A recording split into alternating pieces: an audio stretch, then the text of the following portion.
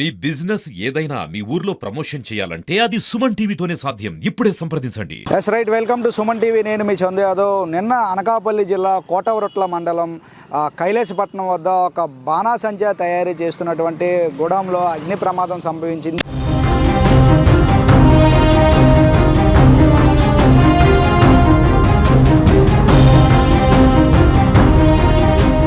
అగ్ని ప్రమాదానికి సుమారు 8 మంది వరకు మృత్యువాత పడ్డారు. మరొక 8 మంది వరకు గాయాల పాలయ్యాయి. అయితే అందరినీ కూడా ఇప్పటికే రాష్ట్ర ప్రభుత్వం ఎవరైతే క్షతగాతులు ఉన్నారో వాళ్ళందరినీ కూడా సంబంధిత హాస్పిటల్కి తీసుకెళ్లి మెరుగైన వైద్యం అందించాలని చెప్పి వారందరినీ కూడా అధికారులందరినీ కూడా అలర్ట్ చేయడం జరిగింది. అందులో భాగంగానే ఒకవైపు కేంద్ర ప్రభుత్వం, మరోవైపు రాష్ట్ర ప్రభుత్వం చనిపోయిన బాధిత కుటుంబాలు ఏవైతే ఉన్నాయో వారందరికీ కూడా ఎక్స్గ్రేషియా కూడా ప్రకటించడం జరిగింది. ప్రస్తుతం ఏదైతే ఉందో కైలాసపట్నం అనే ఆ ఊరు దగ్గర ఉన్న బాణాసంచా తయారు చేసే ప్రశ్న ఇక్కడ చూడొచ్చు.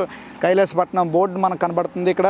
సో ఇక్కడ నుంచి సుమారు ఒక 1/2 కిలోమీటర్ల దూరంలో ఏదైతే ఉందో ఆ బాంబు తయారు చేసే ఫ్యాక్టరీ ఉంది. ఆ ఫ్యాక్టరీ దగ్గరికి వెళ్తున్నాము. ప్రస్తుతం ఇది ఏదైతే ఉందో కోటవరొట్ల మండలం కైలాసపట్నం దగ్గర మనం ఉన్నాము. సో ఇక్కడ నుంచి సుమారు ఒక 1/2 కిలోమీటర్ల దూరంలో ఆ బాణాసంచా తయారీ గుడాం ఉంది. సో ఆ గుడాం దగ్గరికి వెళ్ళే ప్రయత్నం అయితే చేద్దాం. అయితే అక్కడ నిన్న ఏం జరిగింది, అక్కడ పరిస్థితి ఎట్లా ఉన్నాయో తెలుసుకునే ప్రయత్నం అయితే చేద్దాం.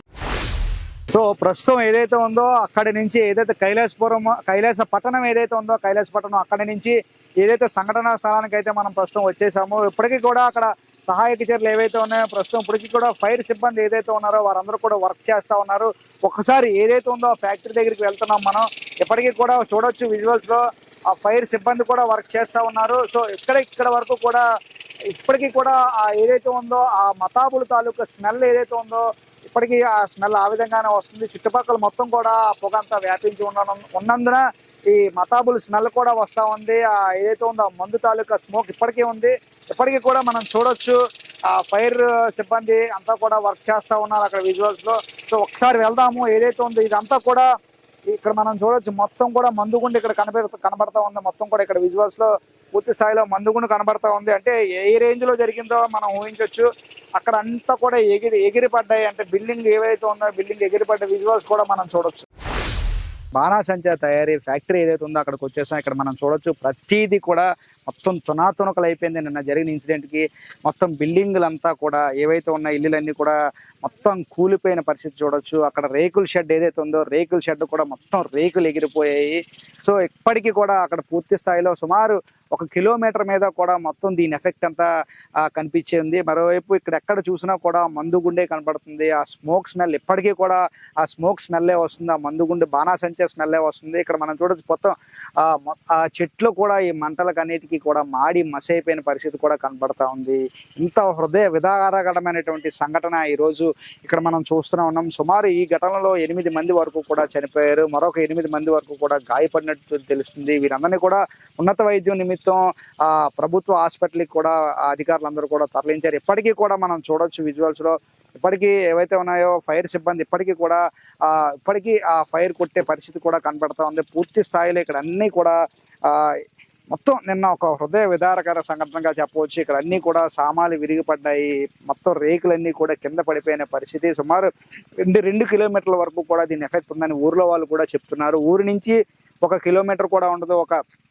చాలా తక్కువ దూరంలోనే ఈ ఫ్యాక్టరీ అంతా ఉంది. గత 10 సంవత్సరాల నుంచి కూడా ఈ ఫ్యాక్టరీ నిర్వహిస్తున్నట్టు స్థానికులందరూ కూడా చెప్తా ఉన్నారు. నిన్న సంఘటన జరిగిన సమయంలో సుమారు 18 మంది వరకు కూడా ఫ్యాక్టరీలో పని చేస్తున్నట్టు తాజా సమాచారం. అయితే ఇప్పటికీ ఉన్నతాధికారులందరూ కూడా వచ్చి ప్రతిదీ కూడా క్షుణ్ణంగా పరిశీలిస్తూ ఉన్నారు. సో అక్కడ చూడొచ్చు. సో ఏదైతే ఉందో ఇదంతా కూడా ఇక్కడే సంఘటన జరిగింది. మొత్తం అక్కడ చించుబుడ్లు తయారు చేసే ఆనవాళ్ళు కూడా కనిపిస్తున్నాయి. షాట్లు తయారు చేస్తున్నప్పుడు నిప్పు రవ్వలు ఎగిసిపట్టి ఇదంతా కూడా మందుగుండు సామాగ్రి మొత్తం కిందనంతా కూడా ఉంది. ఇది మనం చూడొచ్చు పూర్తి స్థాయిలో.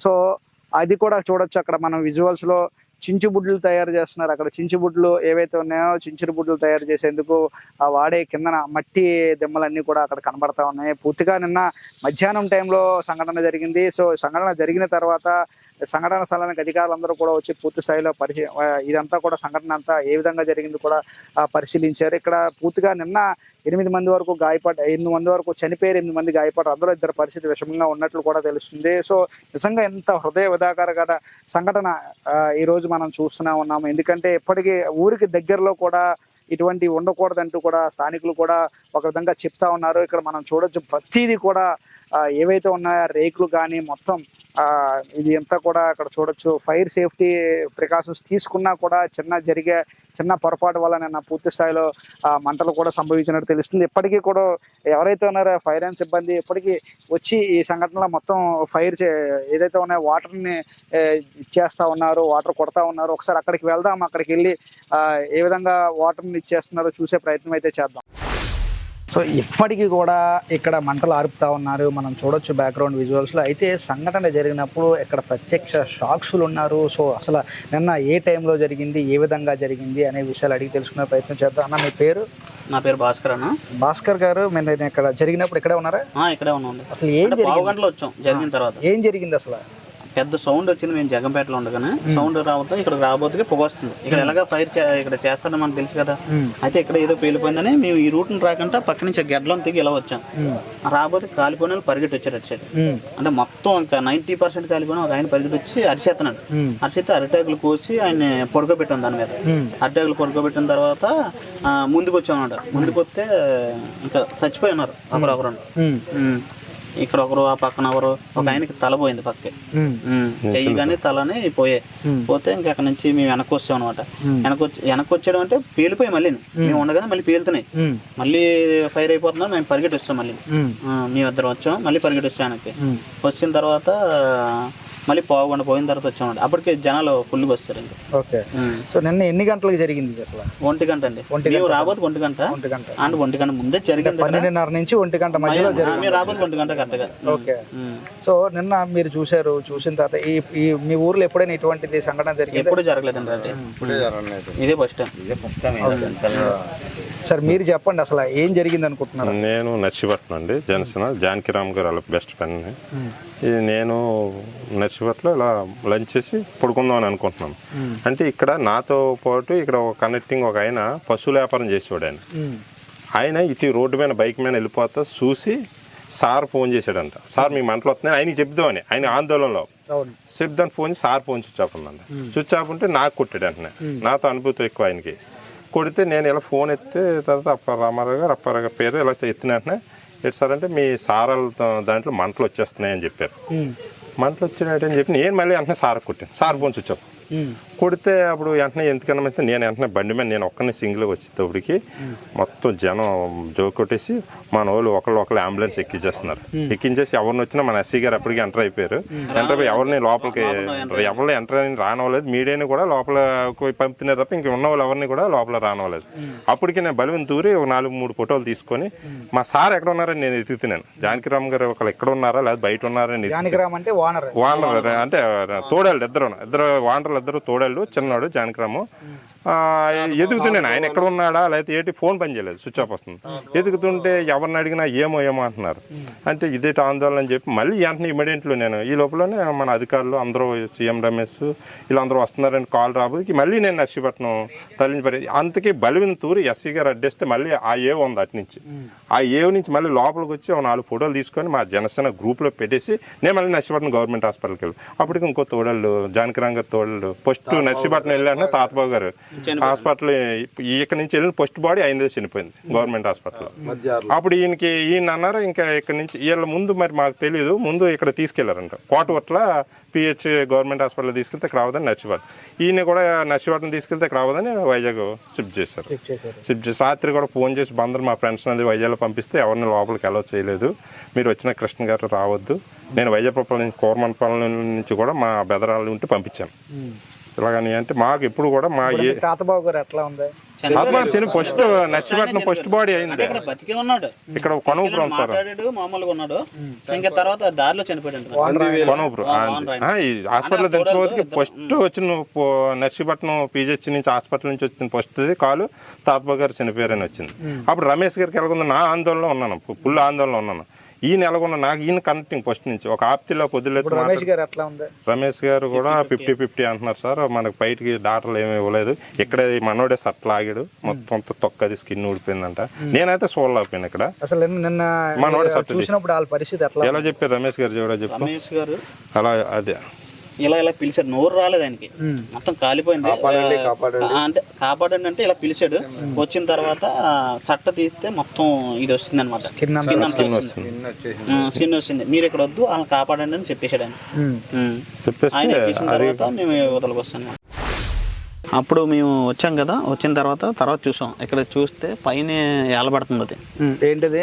అది ఆ షెడ్కున్న దూలం ఉంటది కదా, అవును, అది అంత పైకి వెళ్ళిపోయింది అనమాట. అది అంటే అంత గట్టిగా అది అంత 200 హైట్ ఇంకా పైన ఉంటది. అది అంత హైట్ వెళ్ళిపోయింది అనమాట. అది పేలిపోయి ఆ సౌండ్ కి ఎగిరిపోయింది మీదకి. నిజంగా ఇక్కడ చూడవచ్చు, అంటే ఏ రేంజ్ లో పేలిందంటే దాని యొక్క ఎఫెక్ట్ సుమారు 5 నుంచి 10 కిలోమీటర్ల వరకు కూడా ఆ సౌండ్లు వినిపించాయి. ఆ స్మోక్ ఇప్పటికీ కూడా వస్తూ ఉంది. సో మరోవైపు చూడొచ్చు, నిన్న ఇక్కడ పేలిన తర్వాత సామాన్లన్నీ కూడా చల్లా చెదిరిగా తుల్లిపోయి, గోడలు సైతం ఇటుకలు సైతం ఒక తుల్లిపోయిన పరిస్థితి ఇక్కడ మనం చూడొచ్చు. సుమారు ఆ కరెంటు వైర్లు, హై టెన్షన్ తీగలు అంటారో అక్కడ మనం చూడొచ్చు విజువల్స్లో. ఏదైతే ఉందో ఆ తలుపుకున్న దూలం ఏదైతే ఉందో ఆ గెడ లాంటిది ఉంటుంది, అది సుమారు అక్కడ వరకు కూడా ఆ పైన చూడొచ్చు ఆ విజువల్స్లో. మనం అంత దూరం వెళ్ళి అక్కడ చిక్కుకుపోయింది, ఆ వైర్లకి చిక్కుకుపోయిన పరిస్థితి. అంటే ఇంచుమించు అది ఇక్కడి నుంచి కింద నుంచి చూసుకుంటే సుమారు 300 నుంచి 400 అడుగులు పై చిలుకుంటుంది. అంత దూరం దాని ఇంపాక్ట్ కనిపించింది. అంటే ఏ రేంజ్లో ఇది జరిగిందో మనం ఊహించవచ్చు. నిజంగా నేను చాలామంది కాలిపోయి పరుగులు పెడుతూ ఆహాకారాలు చేశారు. నిజంగా అటువంటి పరిస్థితి ఎవరికి రాకూడదని కోరుకోవాలి. అదేవిధంగా ఇక్కడ ఎవరైతే ఉన్నారో స్థానికులు కూడా సహాయ సహకారాలు అందించారు. అందించినప్పటికీ కూడా 8 మంది, ఎందుకంటే ఆ ఒక రేంజ్లో 300 నుంచి 400 మీటర్లు ఎగిరిందంటే ఇంకా మనిషి ఎంత వరకు తట్టుకోగలడు అనేది ఇక్కడ మరొక క్వశ్చన్ మార్క్ కింద మిగులుతూ ఉంది. మరోవైపు చూసుకుంటే ఎవరైతే ఉన్నారో ప్రత్యక్ష సాక్షులు కూడా ఇలా చనిపోయిన తర్వాత వాళ్ళందరినీ కూడా హాస్పిటల్కి తరలించారు, క్షతగాతుల్ని హాస్పిటల్కి తరలించారు, అధికారులకు సహాయ సహకారాలు అందించారు. ఎవరైతే వచ్చారో ముందుగా ఇక్కడ ఇన్సిడెంట్ జరిగిన తర్వాత ఫస్ట్ వచ్చిన వ్యక్తి ఈయన. సో ఈయన కూడా చెప్తా ఉన్నారు, కాలిపోయి వచ్చిన తర్వాత మేము ఆయన్ని అరిటాకులు మేము పడుకోబెట్టామని చెప్తున్నారు. నిజంగా ఇక్కడ పరిస్థితులన్నీ కూడా ఒకటే అంబులెన్స్ వచ్చింది, అందరూ ఎక్కనందుకు అవ్వలేదు. అప్పుడు కొంతమందిని ఎక్కించి వాళ్ళు మిగిలిపోయారు అనమాట. తర్వాత అంబులెన్స్ లో 1 గంటన్నరలో వచ్చాయి. సో చాలా పరిస్థితులన్నీ కూడా మనం చూడవచ్చు. ఇక్కడ ఇప్పటికీ కూడా మంటలారుతున్న పరిస్థితి కనబడుతుంది. సో మొత్తం అన్ని కూడా సామాగ్రి అంతా కూడా చెల్లా చెదిరైపోయింది. బిల్డింగ్ అంతా కూడా ఏదైతే ఉందో పాక అంతా కూడా తగలబడిపోయి చుట్టుపక్కల పంట పొలాలన్నీ కూడా అక్కడ చూడొచ్చు. ఆ మామిడి చెట్టు కూడా పూర్తిగా నల్లగా మారిపోయింది. తోటలన్నీ కూడా మంటలకు ఆహుతైపోయిన పరిస్థితి కనిపిస్తూ ఉంది. ఇప్పటికైనా అధికారులు అందరూ కూడా స్పందించి ఇటువంటి ఫ్యాక్టరీ అన్నీ కూడా ఊరికి దూరంగా ఉండేటట్లు ఏర్పాటు చేయాలని అందరితో పాటు మనం కూడా కోరుకుందాం. చూస్తూనే ఉండండి సుమన్ టీవీ. వీడియో జర్నలిస్ట్ రవితేజతో చందు, సుమన్ టీవీ, విశాఖపట్నం.